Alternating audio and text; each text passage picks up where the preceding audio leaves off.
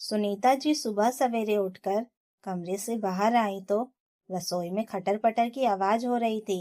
उन्हें बड़ा सुकून मिला कि बहू रात को देर से सोई थी, फिर भी सुबह जल्दी उठकर घर के कामों में जुट गई है।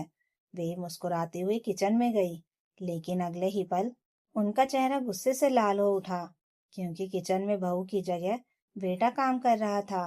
वह गुस्से में कहने लगी, अरे बेटा, क्या मैंने तुझे इसी दिन के लिए जन्म दिया था कि तू बड़ा होकर रसोई संभाले? अगर यही करना था तो कह देता, मैं तुझे इतना पढ़ाती लिखाती ही नहीं। ये सारे काम सिर्फ बहू के होते हैं। अमित सुबह सुबह माँ के मनपसंद नाश्ते की तैयारी कर रहा था। उसके हाथ रुक गए। वह कहने लगा, यह आप क्या बोल रही हैं माँ? क्या पढ़ा लिखा इंसान रसोई का काम नहीं कर सकता? अगर ऐसी ही बात है तो आपकी बहू भी तो बहुत पढ़ी लिखी है, फिर उससे आप रसोई के काम करवाने की बात क्यों कर रही हैं? सुनीता जी गुस्से से चिढ़ते हुए बोली, मेरे घर में मेरे नियम बनाए हैं, जो हमेशा से होता आया है वही होगा, समझा? तू बता, बहू कहाँ है जो तू रसोई में काम कर रहा है? अमित झुंझुलाते हुए बोला, माँ, रात को मेहमान देर से गए थे। उसके बाद हम लोग तो सोने चले गए, लेकिन उसने किचन साफ किया, बर्तन धोए, पूरी रसोई समेटी।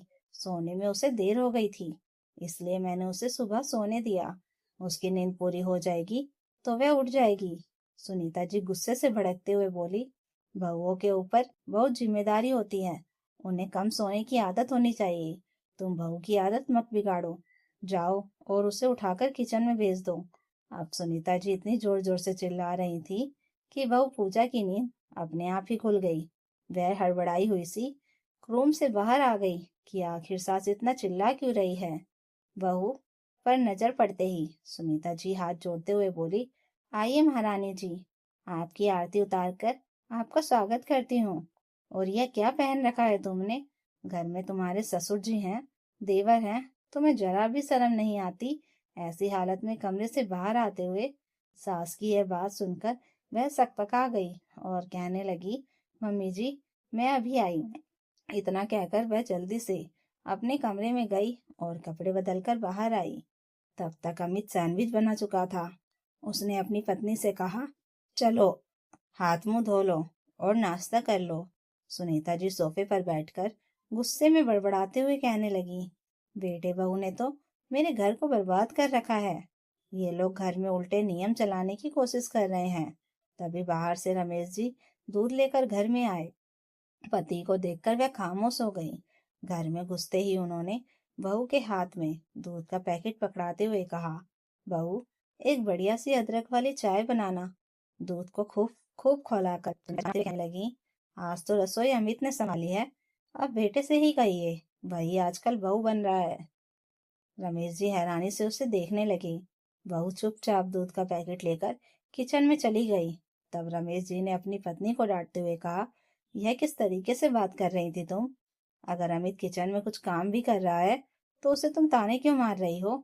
जब तुम किचन में काम करती हो और मैं तुम्हारी मदद करता हूँ, तो क्या मैं इस घर की बहू बन जाता हूँ?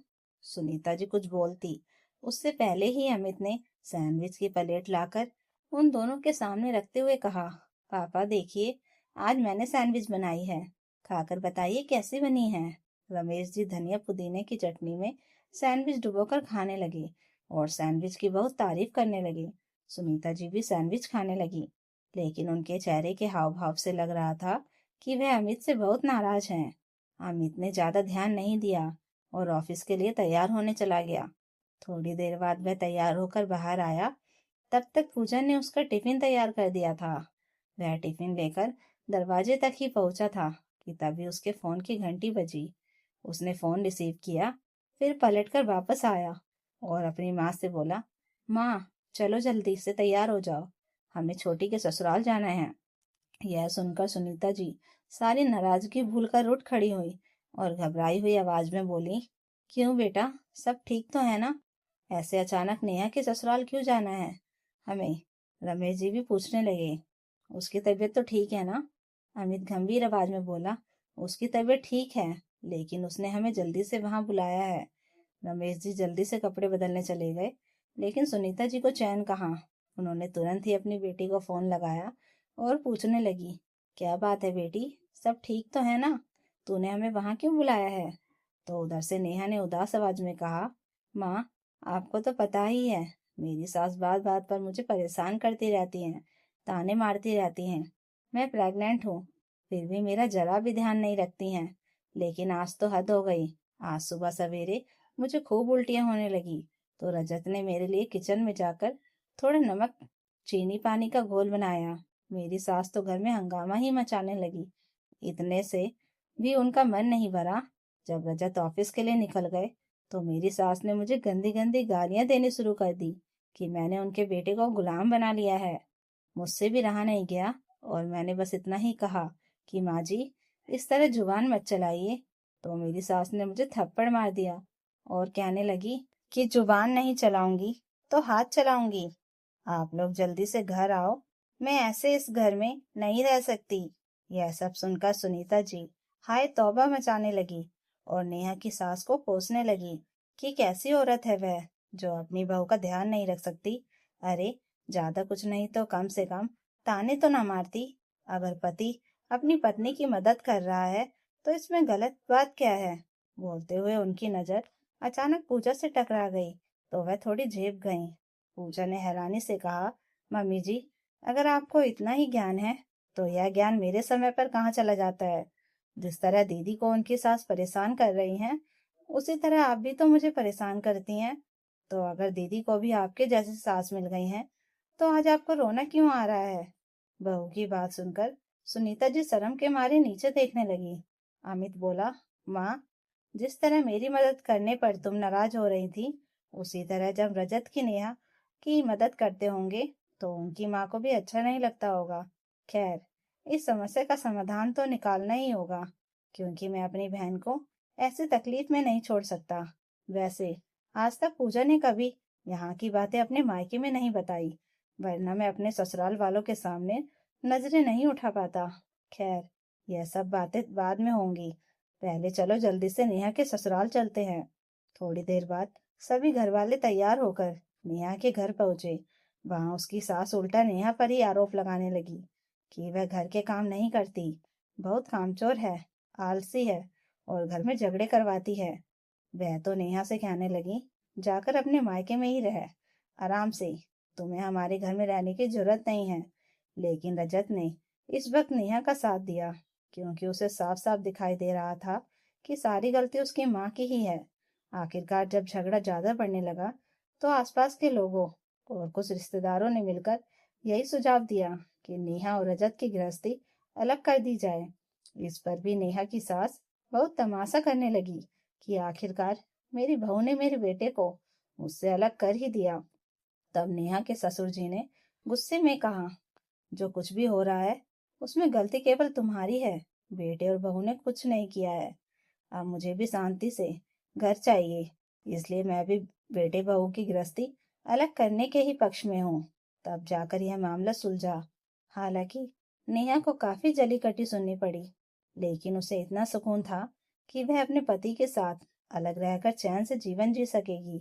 उसी दिन अमित और उसके माता पिता नेहा को मायके लेकर आ गए। रजत ने वादा किया कि वह जल्दी ही किसी दूसरे घर का इंतजाम कर नेहा को साथ ले जाएगा। घर पहुंचने के बाद सुनीता जी ने बेटी को आराम करने के लिए उसके कमरे में भेज दिया।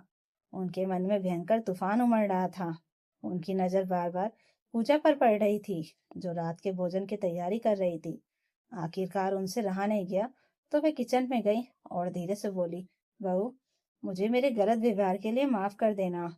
आज जब मेरी बेटी को इन सब चीजों का सामना करना पड़ा, तो मुझे बिल्कुल अच्छा नहीं लगा।